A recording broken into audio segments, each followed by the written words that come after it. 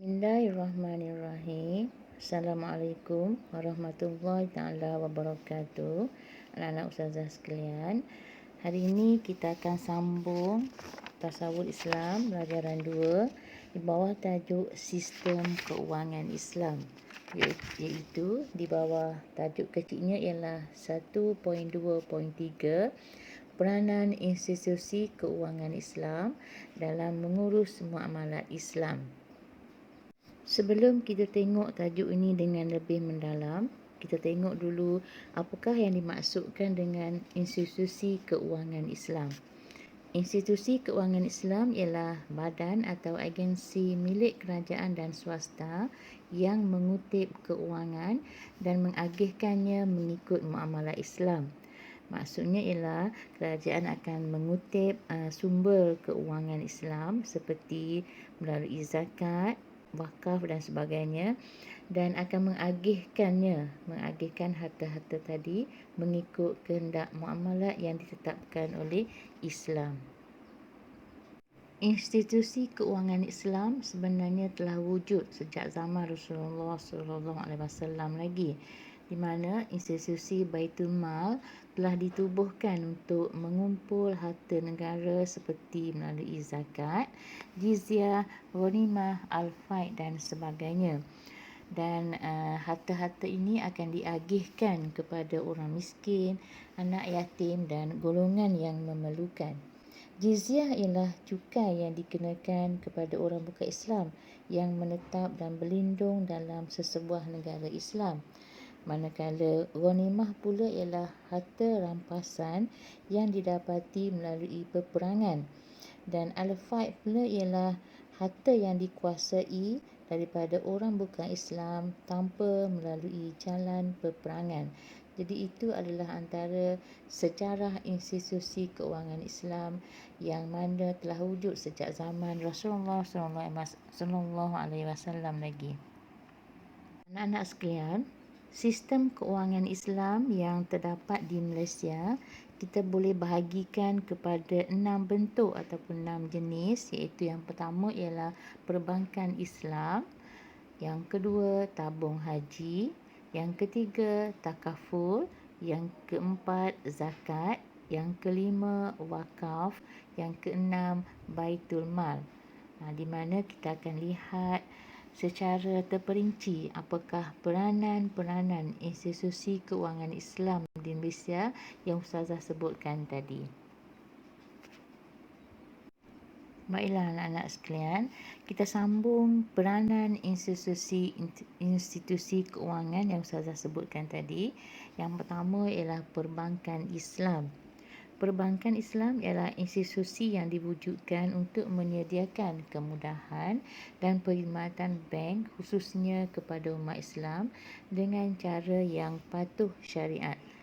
Kalau di Malaysia, Bank Islam merupakan bank yang pertama yang ditubuhkan di Malaysia pada tahun 1983, yang mana sistem ini menggunakan sistem perbankan Islam. Kemudian pada tahun 1993, bank-bank perdagangan, syarikat-syarikat kewangan yang lain banyak menawarkan produk-produk dan perkhidmatan perbankan Islam di bawah sistem perbankan Islam ataupun singkatannya ialah Bank SPI. Bank SPI ini anak-anak perlu memisahkan dana dan aktiviti transaksi perbankan Islam daripada perniagaan perbankan konvensional. Perbankan Islam mempunyai peranan tertentu, iaitu yang pertama menyediakan urusan perbankan Islam yang patuh syariat dan mempromosikan produk-produk keuangan Islam. Kita sambung kepada institusi yang kedua, iaitu tabung haji. Tabung haji merupakan satu badan berkanun yang ditubuhkan pada tahun 1963 dan ditadbir pada Akta Tabung Haji 1995. Tabung haji ataupun TH sebelum ini dikenali sebagai Lembaga Urusan dan Tabung Haji anak-anak, iaitu LUTH. Kemudian LUTH ditukar kepada Tabung Haji ataupun TH 28 Ogos 1997. Dan antara peranan ataupun tugas tabung haji ialah menyediakan kemudahan menyimpan wang untuk menunaikan haji kepada para pendeposit dan menjalankan aktiviti pelaburan bagi memberi nilai tambah kepada pelanggannya. Sebab itulah pada setiap tahun, para penyimpan tabung haji akan dapat dividen daripada tabung haji melalui aktiviti pelaburan yang dilakukan oleh pihak tabung haji. Selain daripada itu, tabung haji juga akan menguruskan hal ehwal umat Islam yang akan menunaikan haji ke Mekah bagi setiap tahun. Institusi yang ketiga ialah takaful ataupun insurans Islam anak-anak. Takaful bermaksud pelan perlindungan berdasarkan prinsip syariat melalui caruman wang yang disalurkan kepada pihak yang mengalami kemudaratan atas dasar ta'awun dan tabarruk. Institusi takaful di Malaysia berkembang pesat selaras dengan perkembangan industri perbankan Islam. Di Malaysia, antara contoh ataupun jenis takaful yang popular ialah takaful ikhlas, etika takaful, takaful Malaysia, Prudential BSN takaful, Kunia takaful dan banyak lagi takaful yang ada di Malaysia. Dan di antara peranan takaful ialah menyediakan sistem perlindungan yang patuh syariah dalam hal ehwal insurans Islam dan sebagai persediaan menghadapi malapetaka keuangan yang memberi kesan dan risiko besar kepada kehidupan seperti kematian dan sakit kritikal. Tapi anak-anak perlu ingat bahawasanya di bawah sistem takaful Islam, dua perkara yang mesti ada iaitu ta'awun dan tabarruk. Ta'awun bermaksud tolong-menolong antara rakan peserta skim takaful yang ditimpa musibah tertentu. Manakala tabarruk ialah peserta skim takaful mendermakan sebahagian atau keseluruhan wang simpanan atau sumbangan yang dibayar semasa menyertai skim takaful. Institusi yang keempat ialah zakat. Zakat merupakan institusi awam yang ditubuhkan untuk mewujudkan sistem pengurusan zakat yang lebih bersistem. Zakat merupakan kewajipan ke atas semua orang Islam yang berkemampuan. Dan zakat kalau di Malaysia akan diuruskan oleh Majlis Agama Islam bagi setiap negeri di Malaysia. Kalau di negeri Terengganu, zakat akan diuruskan oleh pihak Maidam ataupun Majlis Agama Islam dan Adat Melayu Terengganu. Nama ringkasannya ialah Maidam ya anak-anak, MAIDAM. Kalau di negeri Kelantan diuruskan oleh Majlis Agama Islam Kelantan ataupun singkatannya adalah MAIK, MAIK. Zakat ini bertujuan atau berperanan mengutip zakat daripada pembayar zakat dan kemudian mengagihkan zakat secara efisien dan adil kepada asnaf ataupun golongan yang berhak menerima zakat seperti orang fakir, golongan yang miskin, mu'allaf, fi sabilillah dan sebagainya. Kita sambung kepada institusi yang kelima anak-anak iaitu wakaf. Wakaf bermaksud kita mewakafkan harta yang kita ada untuk kebajikan dengan niat mendekatkan diri kepada Allah.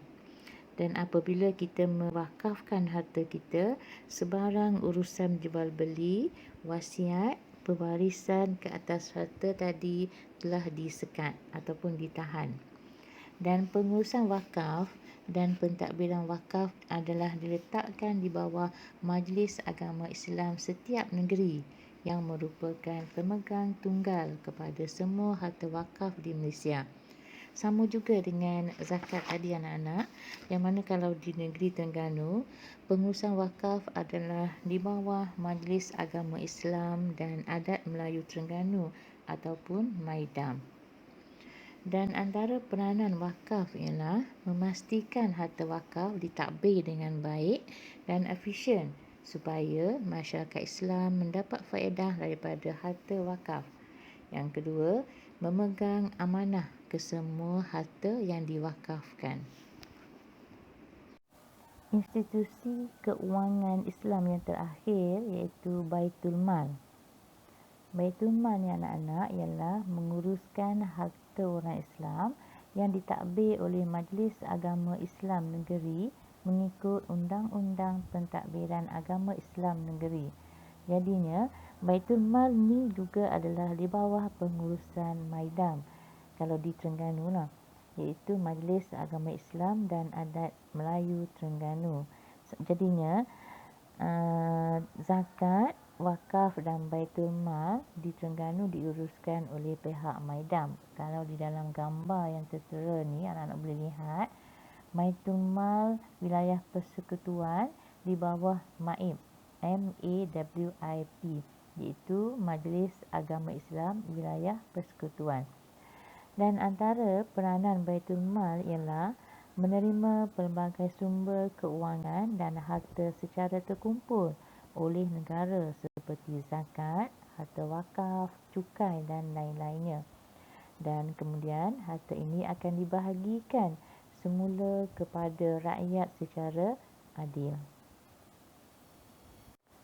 Kesimpulannya anak-anak sekalian, hari ini apa yang kita belajar ialah terdapat 6 institusi keuangan di Malaysia di mana setiap institusi tersebut mempunyai peran atau tanggungjawab masing-masing dalam usaha memartabatkan ekonomi umat Islam, menjaga kebajikan umat Islam dan memajukan negara amnya. Antara yang disebutkan tadi ialah sistem perbankan Islam, tabung haji, takaful, zakat, wakaf dan Baitul Mal. Ustazah harap anak-anak semua dapat memahami pelajaran 2 iaitu sistem ekonomi Islam di bawah subtopik 1.2.3 peranan institusi keuangan Islam dalam mengurus muamalah Islam. Sekian, Assalamualaikum warahmatullahi taala wabarakatuh. Terima kasih. Jumpa lagi. Bismillahirrahmanirrahim.